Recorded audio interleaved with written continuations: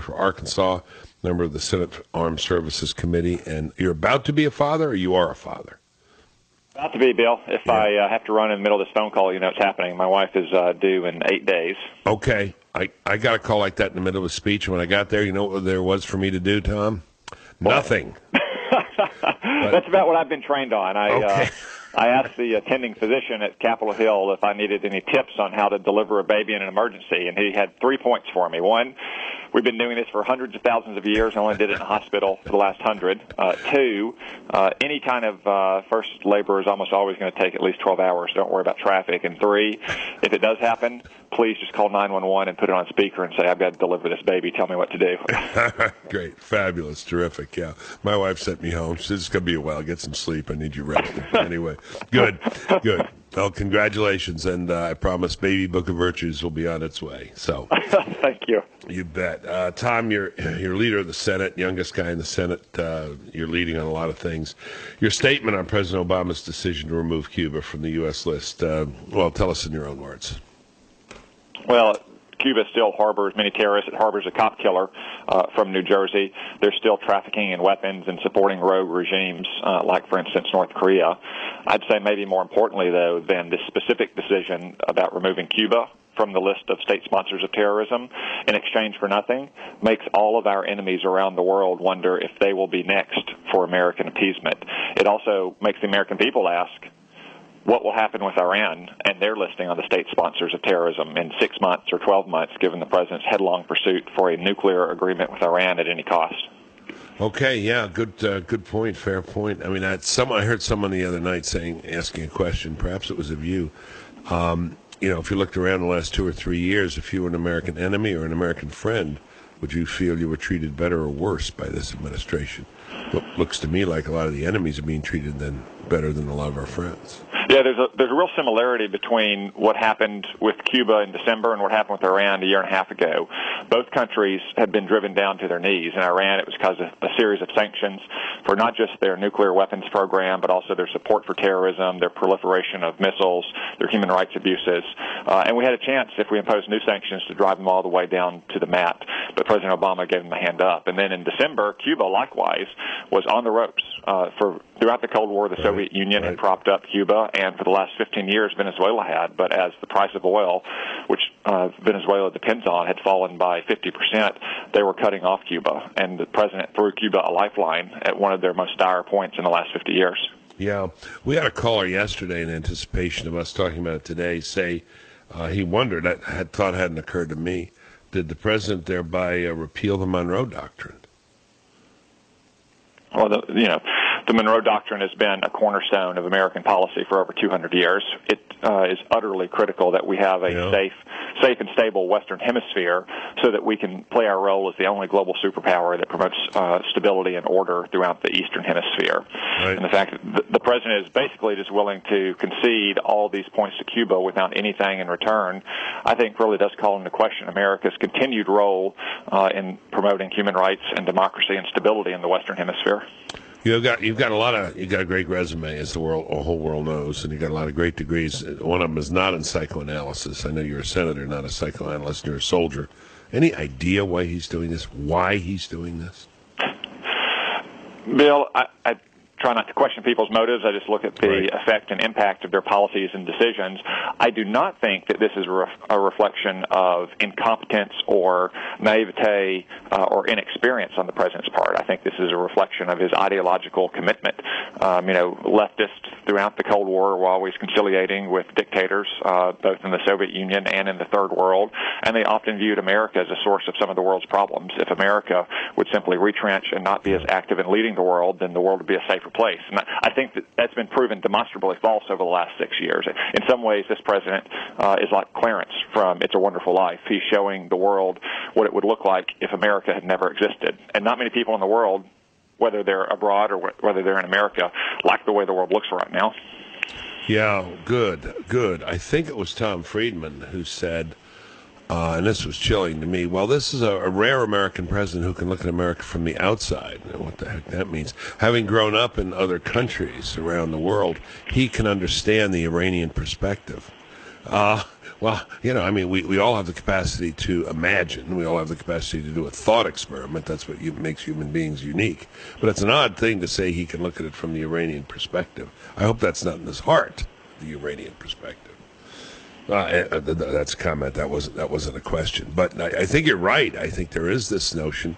I have a sense there's this notion that we're one among many and not so special, and that's truly bothersome. I think this is the fundamental problem. Yeah, I mean, comment if you want. I don't. Yeah, well, that's an implication. To me, that's an implication of some of his rhetoric on the campaign trail in the early days of his presidency. For instance, when he said that America was an exceptional nation, just in the way that Greeks believed Greece was an exceptional nation, right. and the British believed Great Britain was an exceptional nation, which is really just to say it's all a kind of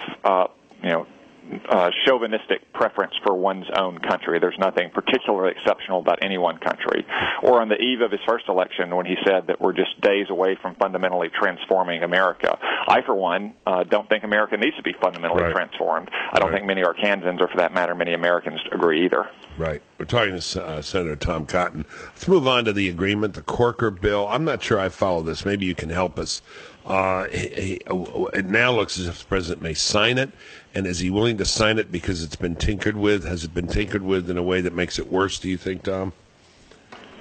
Bill, the Corker-Menendez bill is a congressional review bill. It would require the president to submit any final deal, which he does not yet have, and hopefully will not get along the terms announced 2 weeks ago, to Congress for review before he can further waive any sanctions that Congress has imposed in the past. That would require an up or down vote, and in the end, presumably the president would veto a resolution of disapproval of a final deal, meaning that we would have to get 67 votes to override the veto. But the changes yesterday did not fundamentally change the structure of the bill requiring that kind of congressional review period before the president waives sanctions. I think the real story here is the reaction of the American people as expressed through their representatives in Congress to the president's proposal 2 weeks ago. He went to the Rose Garden. He gave a very impassioned speech about how this is the only choice we have, otherwise we're going to war. Then John Kerry came to Capitol Hill on Monday and Tuesday to brief Congress and the Senate. And what happened? The Senate Foreign Relations Committee voted 19-0 to pass legislation that the president had threatened to veto until yesterday afternoon. The Congress and the American people, the more they see about this deal, the more they're recoiling from it, and the more they're saying that this is bad for America and this is bad for global safety and security. All right. I guess the two questions, one is the review period shortened to 30 days. That doesn't matter to me. But there was another one yesterday, a concession by Senator Corker, removing a requirement the administration certify to Congress that Iran is no longer supporting terrorism. This is an echo of the Cuba thing. Shouldn't that be in there? Shouldn't that be essential? Senator Corker wanted to focus the bill solely on the nuclear program, since that's where the focus of the negotiations has been, and he wanted to get a big bipartisan vote in the Congress. This bill, of course, is not yet in its final form. Bill, it'll go to the go to the Senate floor in a few weeks, and I'm sure there'll be amendments proposed at that point. Okay. And do you still support it as is, even with the amendments? I'm supporting anything that we can do to shine a light on the president's disastrous Iran policy and what I think is the number one threat to global security, not just today, but throughout the rest of our lifetime and my unborn son's lifetime. We cannot allow Iran to get a nuclear weapon. We can't allow America to have to live in the shadow of nuclear-armed ayatollahs. Absolutely, and I want to get to your interview in the Atlantic here in a second, but on those topics. But if it goes in this form, given what the White House said yesterday, you expect it would be signed by the president? The president yesterday backed off his veto threat because he clearly was going to lose a massive defeat in the Congress and was going to simply highlight the failures of his Iran policy today. So we probably can expect him to sign it. This was a deal. I mean, this is kind of the deal. You make these two concessions. The White House officials yesterday rescinded their veto threat, and presumably that means they will sign it when it's passed. Quickly, I saw our friend Ron Johnson said the same thing one of our callers, Nick from Philadelphia, said. Why does Congress have to vote itself authority for review? Doesn't it already have authority to review if this is a treaty? I guess it's not a treaty. Is that it? So the president is saying he's not going to treat it as a treaty, as Bill Clinton didn't treat the agreed framework with North Korea as a treaty, which is a bad decision. But this does, for instance, prevent him from waiving the sanctions immediately, and it does require continued ongoing reporting that could trigger new sanctions under this president or a future president. Okay. All right. I see. Very complicated. Glad you're here to explain it. Senator Cotton has generously agreed to stay another segment. I want to talk to him about this fascinating interview with Atlantic Jeff Goldberg, where Senator Cotton shows himself to be more knowledgeable than the guy he's interviewing, who spent a lot of time there. Very interesting. We'll get into that one. Inevitably, when you have your baby, you're going to put it on the couch and look away, and it's going to roll off on the floor. And there's going to be much weeping and gnashing of teeth from all three of you. And inevitably, he'll be fine. Yeah, that's right. That's right. No, it's hell to go through. It's hell to go through. But it did sort of secure me from ever having to be asked to change a diaper again. Tom, you did this long, very interesting, very engaging interview with the Atlantic Jeffrey Goldberg. He concedes you're exceedingly bright, know your stuff, doesn't agree with you. Not quite sure why. He doesn't say why. But let's talk about it, because it's mostly about the deal with Iran, but other things.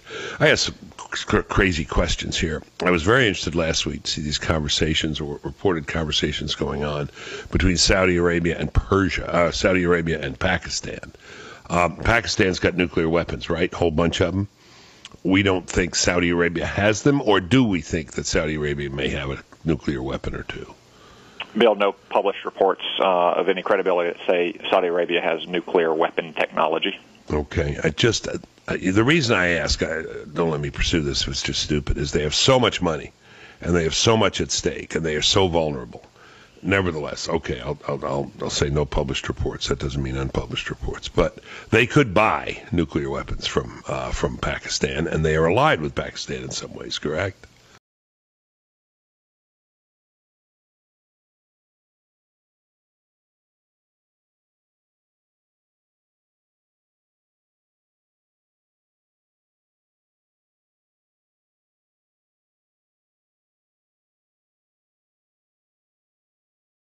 The key rival to Iran, Saudi Arabia, the leader of the Sunni states on the Arabian Peninsula, and Iran as the self-proclaimed protector of Shiite Muslims throughout the world, and a country with a long history of regional hegemony. It's a long way around my asking this. Is there a chance, a reasonable chance, geopolitically, that this task will not fall to Israel and the United States, but the task might fall to someone else? We've seen Jordan kind of step up. They're small, but they've stepped up. Egypt has stepped up, interestingly, Tom.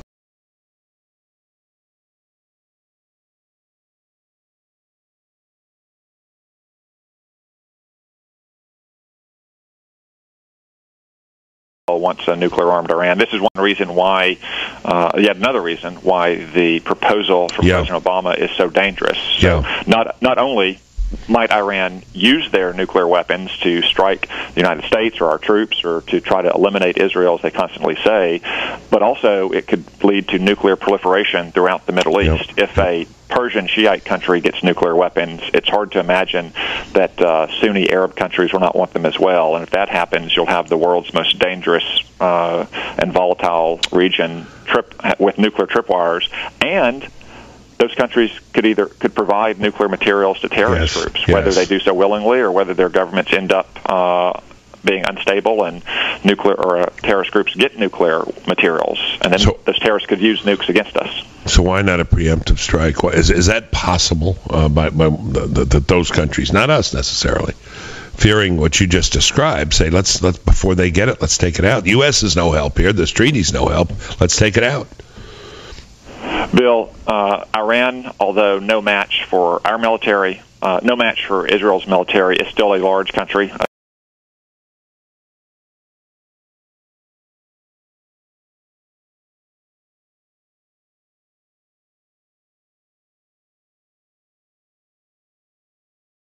Likely beyond the capabilities of most of its rivals in the region. Even with nuclear weapons? Well, with nuclear weapons, no. That could be done. So that's one reason why it's so dangerous that Iran gets nuclear weapons at its fingertips, because it encourages other countries to. Got it. Thank you. Real master class here, Tom. As is that interview. We're going to post it on our website and get everybody to read it. Thank you very, very much, Senator Cotton. Thanks for what you're doing for our country, what you've done for our country. Thanks, Bill. Great to be on with you as always. Okay.